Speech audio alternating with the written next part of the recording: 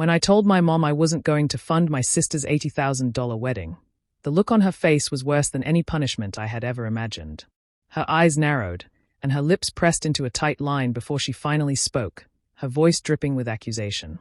"Clara, you are worthless and greedy. How can you think only of yourself?" I froze, the words sinking into me like ice. It wasn't just the money. They were saying I didn't care about my family, that I didn't love my sister. And the truth was, I loved them more than I should have, more than they probably deserved. I had always been the one to hold things together. When Taryn needed help with college, I worked extra hours to cover her tuition without a single complaint. When emergencies came, I was there, stepping in quietly, making sacrifices no one noticed. But now, in one moment, all of that meant nothing. My mom's anger made me feel small, as if all my effort had been invisible. Taryn, standing beside her in a new designer dress that probably cost more than my rent for 2 months, smirked at me in a way that made my stomach twist. She didn't say a word, but her silence carried the same message as my mother's words. I was the villain. The neighborhood around us seemed perfect, the manicured lawns and sparkling sidewalks hiding the tensions underneath. It was the kind of place where everyone knew everyone, and appearances were everything. My family lived for appearances. Mom, Gloria, had made that clear her entire life. She cared more about what people thought than about who we really were. And Taryn thrived in that environment, soaking up admiration and praise like a sponge, leaving me always feeling like I was on the outside, looking in. I took a deep breath, trying to steady the shaking of my hands. The words stung, but more than anything, I felt a cold clarity settling over me. I wasn't greedy. I wasn't worthless. I had boundaries, and for once, I had decided to honor them. For years, I had put everyone else first, believing love and family required constant sacrifice. But in that moment, I realized that sometimes standing up for yourself could feel just as scary as it felt necessary. Taryn finally spoke, her tone dripping with feigned innocence. "Clara, you'll regret this." "Mom, you know she'll regret it, right?" I looked at her and saw the selfishness in her eyes, the kind that never noticed when she took too much, never apologized when she hurt others. And yet, I felt a strange sense of power in that moment. If standing up for myself made them angry, then perhaps it was time they understood that I had my own life, my own rules.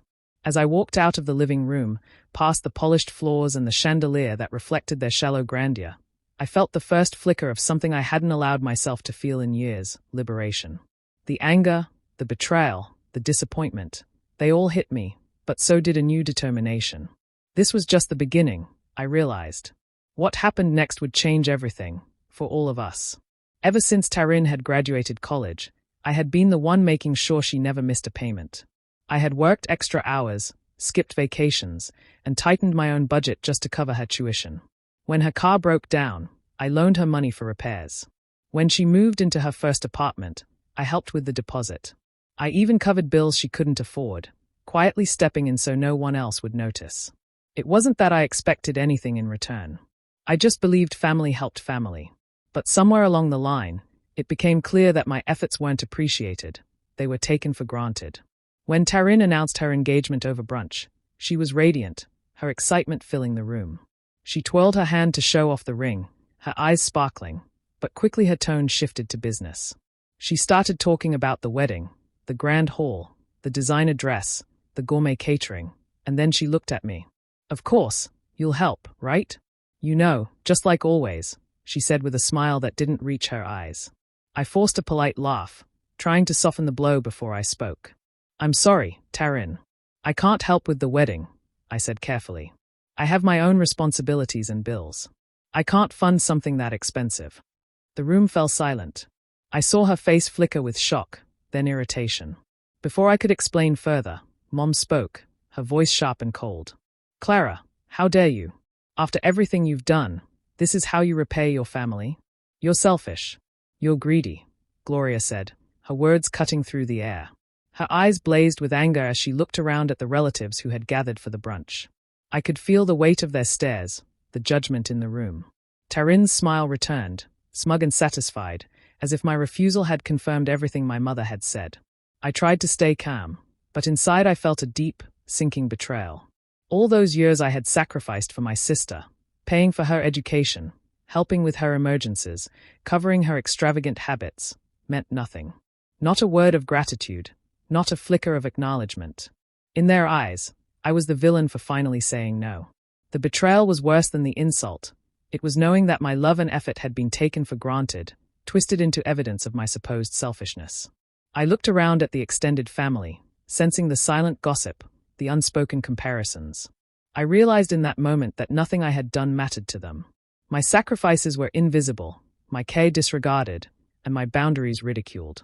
I felt small, humiliated, and painfully aware that the people I had loved most were the ones ready to dismiss me at the first sign of refusal. The room felt colder, the laughter around me hollow, and I understood something crucial. My family saw me not as a person, but as a source of convenience. It was a hard, bitter truth, but one I couldn't ignore. I had always given freely, but now I knew that giving without recognition came at a cost I could no longer pay. The anger, the disappointment, and the ache of betrayal settled deep in my chest. And quietly, beneath it all, a seed of determination began to grow. I watched them the way someone watches a glass slowly crack. I started noticing little things that didn't fit the picture my mother wanted everyone to see. Taryn's receipts for expensive clothes never matched her paycheck. Gloria's checkbook had withdrawals labeled with vague excuses. They both laughed too easily at the right moments, but their eyes told a different story. I kept quiet and kept watching. Ethan Calder was the easiest to study. He smiled like a man who had practiced winning rooms. He spoke about investments and opportunities, but the way he avoided direct questions made me uneasy. Once, at a family dinner, I overheard him arguing on the phone in a low voice about a payment deadline. Another time a vendor mentioned Ethan had promised money he didn't have. Pieces started to form a picture I couldn't ignore. He wasn't cruel or violent, just slippery and always one step away from needing cash. He wanted things, and he wanted them now. I thought about confronting them. I imagined the scene, me, standing up and handing over a list of everything I knew. But confrontation would have been loud and messy. It would have made me the angry sister in everyone's eyes. And I didn't want to give them that power. So I chose a quieter path. I would not break their lives in a single shout. I would arrange small truths to surface at the right times. I would make them feel the sting of consequence, not the heat of my anger. Every plan began with observation. I learned the vendors Taryn had signed with. I learned how Gloria kept her accounts and who held the receipts for the dress and the hall. I memorized the dates when payments were due and the people who could pull the plug on a contract. I made discreet calls. I asked questions under the pretense of curiosity. I sent a polite note to a caterer, asking to verify arrangements. I mentioned, casually, that I had heard someone misrepresenting their financial position. It was small. It was a seed. Guilt followed me like a shadow. I had taken food to their apartments during rough weeks. I had stayed up listening to Taryn cry about money and love. The thought of hurting them felt like stabbing a soft place in my own chest. Some nights I lied awake imagining my mother crying, imagining Taryn devastated with guests walking out on the worst day of her life. Those images nearly stopped me more than once. But there was another feeling growing inside me that was stronger than guilt. It was the sense that I had finally chosen myself. It felt like a clean, cold line drawn under a long account of unpaid favors. Every small action I took felt less like revenge and more like correcting a ledger that had been imbalanced for years. The more I acted, the more certain I became that they needed this lesson. Then the chance came, quiet as a whisper. A vendor called me by mistake to confirm a deposit. The voice on the line was worried. They had been told a check was coming from Gloria that never arrived. I listened and learned the exact dates and names tied to the payment. This was the opening, small, simple, and dangerous. I folded the knowledge into my plan and, for the first time since the fight, felt the cold thrill of control. I started piecing together what they thought I didn't notice. Taryn had taken out loans in her name, loans she couldn't repay, and she kept moving money around to cover the interest. Gloria had bills stacked in a drawer, hidden from everyone, and she had used credit cards to fund trips and purchases she pretended she could afford. Every secret I uncovered painted a clearer picture of the fragile world they had built on appearances and borrowed money. I didn't want to confront them directly. That would have been too easy, and it would have made me the villain again. Instead, I found quieter ways to act. I reached out to vendors who had contracts with Taryn's wedding, asking simple, polite questions about deposits and confirmations. I phrased it as curiosity, as though I were checking to make sure everything was on track. I left anonymous notes suggesting they verify the payments they had received. Each time a question was raised, A small crack appeared in their carefully polished plans. Taryn started to notice. At first, she brushed it off, smiling confidently as if she controlled everything. But there were moments when she paused, rereading an email, frowning at a call, or whispering urgently to Ethan. The smallest doubts crept into her tone when she spoke to me or to anyone else. I could see her confidence wobbling, a tiny tremor in her otherwise perfect performance. It was subtle, but it thrilled me to watch. Gloria, too, began to show signs of worry. She checked her account statements more often, muttering to herself about late payments and missed deadlines. She tried to mask her panic, but she was so used to being the one in control that these slips were all the more revealing. I listened quietly, never interfering directly, letting the tension build naturally. Even as I watched it all unfold, I felt a strange mix of emotions. Part of me enjoyed seeing the scales tip, feeling that the universe, or at least my careful planning, was finally delivering a sense of justice. It wasn't about cruelty, it was about balance. They had demanded I give, and they had disrespected me for refusing. Now, I was only letting reality follow its course, exposing what they had ignored for so long. But another part of me wrestled with guilt. I had grown up believing family protected each other, that loyalty meant standing by even when it hurt. I felt the old tug of conscience, reminding me that I was letting them stumble. I struggled with the morality of my actions, questioning if the quiet chaos I orchestrated was fair or simply me being vengeful. Still, I couldn't stop. Every small sign of tension, every misstep caused by my subtle nudges, confirmed that I was finally asserting myself. I had been invisible for too long, and now I had a voice, a presence that could no longer be ignored. The cracks were small, but they were enough to show that the world Taryn and Gloria had built on pride and pretense was not as solid as they believed. And as I watched, I felt a steady, rising confidence that I had chosen the right path, even if it was messy, even if it felt uncomfortable, even if it made me question who I was becoming. The morning of the wedding, the hall looked like something out of a magazine. Crystal chandeliers sparkled, tables were draped in silk, and flowers were everywhere, arranged in perfect, expensive bouquets. Guests arrived in sleek suits and designer dresses, chatting about the elegance of the event and the lavish touches that made it clear Taryn and Gloria had spared no expense. Or at least, they wanted everyone to think so. At first, everything seemed perfect. The air smelled of fresh flowers and expensive perfume. The music floated softly, and Taryn glided around in her gown, radiant and confident. But small signs started to appear almost immediately. A caterer approached a coordinator quietly, shaking their head. The florist whispered to the event planner and walked away. Then a call came to the manager of the hall, and he left, frowning and muttering under his breath. Panic started to ripple through the bridal party. One by one, vendors began pulling out. The photographer cancelled, citing overdue payments. The bakery couldn't deliver the tiered cake without a cleared balance. Even the musicians left, saying the contracts hadn't been honored. Guests murmured among themselves, confusion spreading as the glamorous illusion began to crumble. Taryn's face went pale. She clutched her dress, whispering frantic questions to Ethan, who looked helpless and equally worried. Gloria's mask of control shattered completely. She stormed through the room, pointing fingers, shouting, and blaming everyone except the people responsible for the unpaid bills, which, of course, included me. "Clara, how could you do this?" she screamed, her voice echoing across the hall. Taryn joined in, tears in her eyes, shouting, "You'll pay for this, Clara. You've ruined everything." I stayed back, leaning against a wall near the exit, watching quietly. There was no joy in the chaos, no malicious thrill in the destruction itself, only a cold, satisfying sense that the consequences they had ignored for so long were finally catching up. I had planned carefully, nudged things subtly, and now I was watching the natural results unfold without a word. Guests began to whisper, some confused, some disapproving, but no one fully understood the story behind the disaster.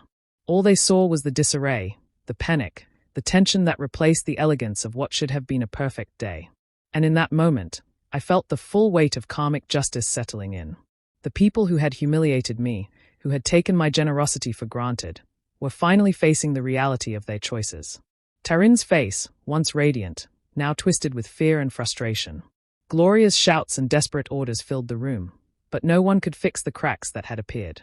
I felt the bittersweet satisfaction of seeing their world, built on appearances and entitlement, unravel before their eyes. I hadn't caused it directly, but I had guided it carefully, ensuring that their pride and neglect would meet the consequences they had long ignored.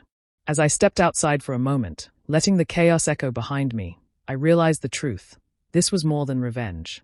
It was clarity. For the first time, they were forced to confront the reality of their actions. And I, finally, was free from being invisible.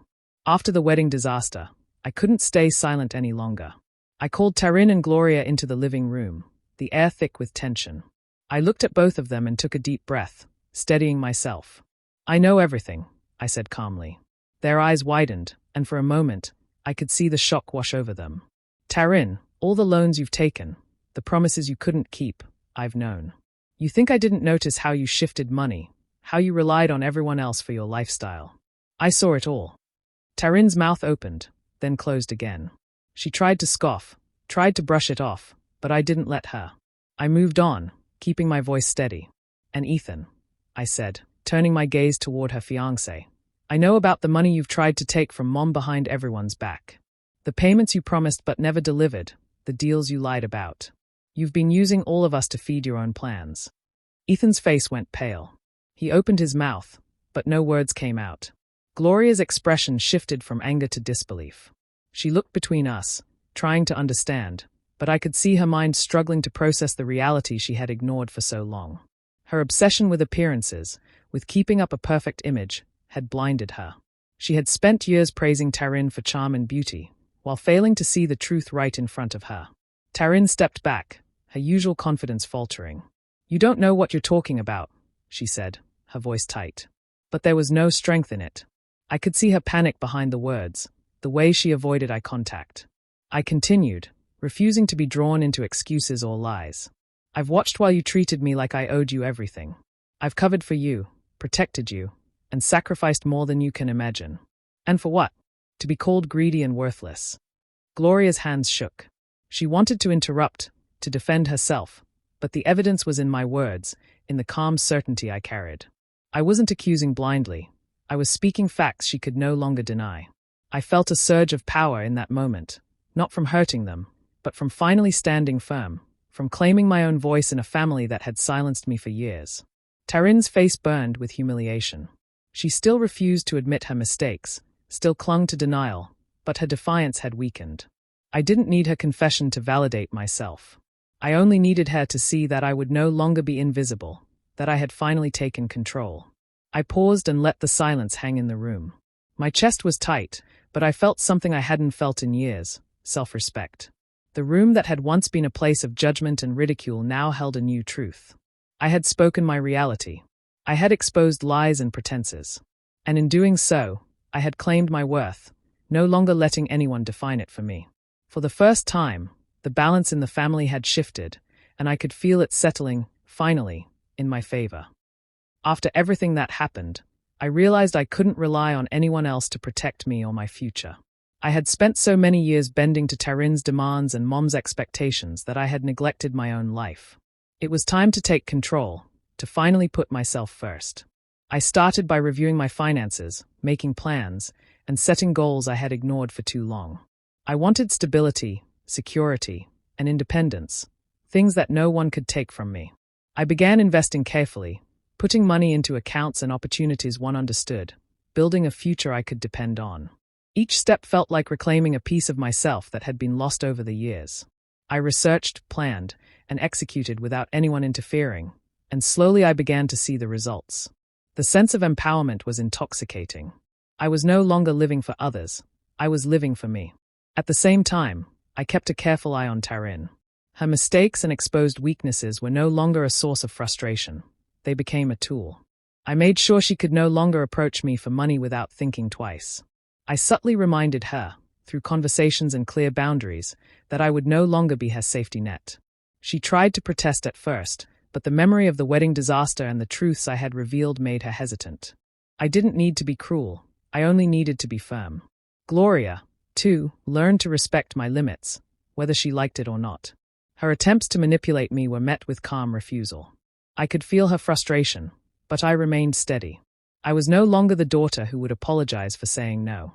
I had drawn a line, and this time, it was unbreakable. As I focused on my life, I built new routines, nurtured friendships, and invested time in myself. I traveled, explored hobbies I had put aside, and spent evenings planning for the long term, instead of worrying about someone else's drama. The emotional weight of years of sacrifice began to lift, replaced by a quiet satisfaction. I was free from guilt, from obligation, from being invisible. The subtle revenge, if it could even be called that, was the knowledge that I was no longer at their mercy. Taryn would never again assume my money or my generosity was hers to command. Gloria could no longer dismiss me or manipulate me. I had taken control of my life in a way that didn't rely on humiliation or confrontation. It relied on discipline, planning, and self-respect. For the first time, I felt truly empowered. I didn't need praise or approval from anyone, not my mother, not my sister, not even the world around me. The strength I felt came from knowing I had prioritized myself, protected myself, and built a future that belonged only to me. I was no longer a pawn in their games. I was finally the person I had always deserved to be. Weeks after the wedding disaster, the family began to unravel in ways I had only imagined. Gloria, who had always prided herself on appearances, was forced to face the consequences of her choices. The bills she had hidden, the debts she had ignored, and the way she had enabled Taryn's reckless spending came crashing down. Vendors refused further business until her accounts were settled, and whispers of her financial irresponsibility spread quietly through the neighborhood. She couldn't mask reality this time, no matter how much she tried. Taryn's relationship with Ethan fell apart quickly. Once the truth about his schemes and her financial irresponsibility came to light, the charm she had relied on dissolved. Arguments replaced laughter, and promises turned into accusations. The lavish wedding she had dreamed of became a memory of humiliation, and the image of perfection she had clung to vanished. She struggled to maintain control, but it was clear that her carefully constructed world had collapsed. Through all this, I watched from a distance, quietly observing the changes without gloating or intervening. I didn't need to. The shift in the family dynamic was enough. For the first time in years, I was treated with respect, not because I demanded it in anger, but because my boundaries had forced recognition. Even Gloria, begrudgingly, began to acknowledge that I wasn't just the responsible one. She couldn't dismiss me or my choices anymore. Taryn, while still defensive, had to measure her words when speaking to me. The emotional weight of these changes was heavy but oddly freeing. I felt vindicated, not through revenge in the traditional sense, but because truth had taken its course. My patience, my careful planning, and my refusal to be a doormat had shifted the balance. I no longer felt powerless in my own family. At the same time, the satisfaction was bittersweet. I mourned the family I had once imagined we could be. The closeness I had hoped for that would never exist. The betrayal and neglect had left scars, and even though justice had been quietly served, it couldn't erase the years of disregard and humiliation I had endured. Still, I felt a sense of moral victory. I had acted without malice, without cruelty, letting their own choices create consequences. The pain and chaos they experienced were the natural result of their decisions, not my aggression. I had stood up, protected myself, and finally carved a space where I could exist without being taken for granted. For the first time, I could move forward with clarity and peace. The family had shifted, the illusions had crumbled, and I was finally free from the constant expectation to sacrifice myself for others. The balance had been restored, not through confrontation alone, but through persistence, awareness, and the quiet assertion of my worth. Sitting alone in my apartment one evening, I thought about everything that had happened over the past months. The chaos, the betrayal, the humiliation, it all played back in my mind like a storm I had weathered. I realized how much I had sacrificed for my family, how many times I had put their needs above my own. Love and loyalty had always been my guiding principles, but I had learned the hard way that they came at a cost. I remembered the long nights helping Taryn with bills she couldn't pay, the times I smoothed over my mother's mistakes, the countless small favors no one ever acknowledged.